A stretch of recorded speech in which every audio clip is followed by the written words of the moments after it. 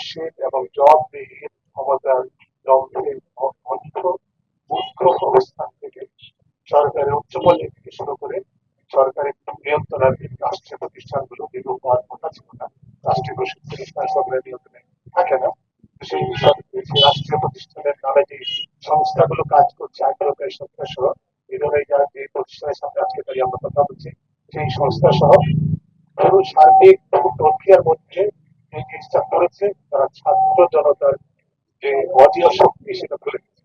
আমাদের ইতিহাস যে শিক্ষা দিয়েছে এই ইতিহাসের পুরস্কারে পুরস্কৃত এই আমাদের ক্ষমতা অধিষ্ঠিত ব্যক্তিগত থেকে শুরু করে যাদের কথা বললাম তারা সকলে যে কারণে তারা আজকে স্বাধীন দেশে বাস করে সেই ছাত্র জনতার শক্তিকে ক্ষমতাকে এবং তাদের যে বল অধীয় শক্তি সেটাকে বলে গিয়ে তাদের উপরে নির্বিচারে অত্যাচার গুলি চালিয়েছে। এবং শুধু তাই নয়, একইভাবে উচ্চ পর্যায় থেকে শুরু করে এই সমস্ত প্রতিষ্ঠানগুলো মিথ্যাচারের আশ্রয় নিয়েছে, প্রতারণার আশ্রয় নিয়েছে, প্রতিটা পর্যায়ে প্রতিটা বিষয় জনগণকে মূর্খ মনে করেছে, অথচ নিজেরা যে মূর্খতার পরিচয় দিচ্ছে সেটা তারা ভুলে গেছে।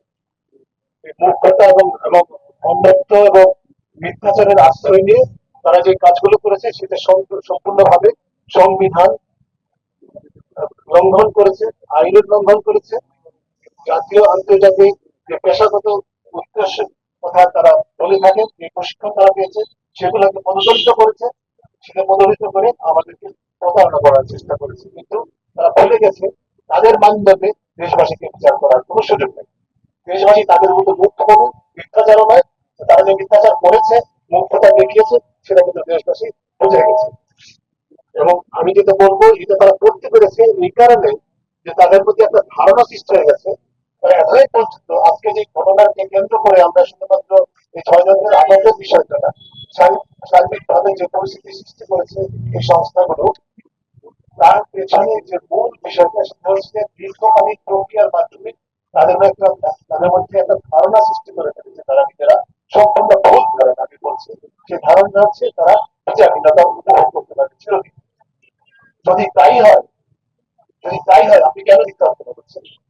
বন্ধ করে দিতে হবে। আপনি বলেন যে আমি নির্বাচনে গুলি করেছি, লঙ্ঘনের ছাত্রকে হত্যা করেছি, আমি নির্বাচনে আটক করে রেখেছি 6 জন সমন্বয়কে, আমি নির্বাচনে নির্বিচারে সারা দেশের অসংখ্য মানুষকে শিক্ষার্থী সহ শিক্ষকদের কৃষক বিচারে অন্যায় করছি, অধিকার হরণ করছি, মানুষের স্বাধীনতা হরণ করছি, মানুষের ছাত্রদের সম্পূর্ণ যৌক্তিক সম্পূর্ণ নৈতিক ভাবে নৈতিকতার দৃঢ়তার বলিয়ান যে দাবি, সেই দাবিকে যে সরকারও ঘোষণা করেছে তারা সমর্থন করে, সেই দাবি আন্দোলনে নির্বিচারে আমরা অত্যাচার করি, তারা অত্যাচার করেছে এবং তারা সেটার জন্য তারা বেরিয়ে দিয়েছে তাদের সমর্থন পুষ্ট সংস্থাগুলোকে, যার মধ্যে ছাত্র সংগঠন জড়িত।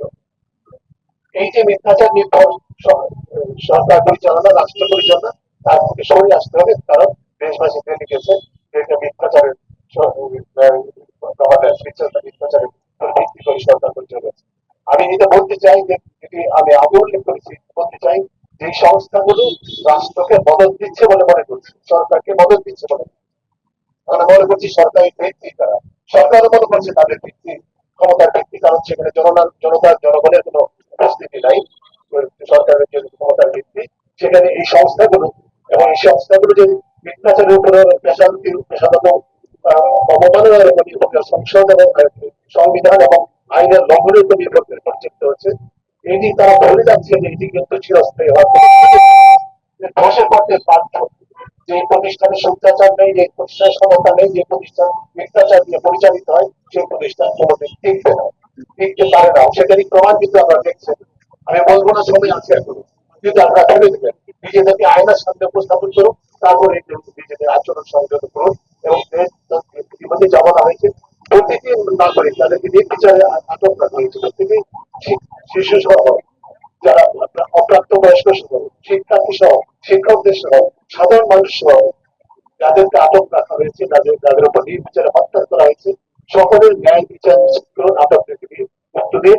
এবং এখানে এটি বাড়ি বাড়ি বলা হচ্ছে এটা আন্তর্জাতিক সম্পূর্ণ নিরপেক্ষ জাতিসংঘের তত্ত্বাবধানে তদন্ত সাপেক্ষে সমাধানের উপায় চেষ্টা করেন এবং বিচার নিশ্চিত করার চেষ্টা করেন।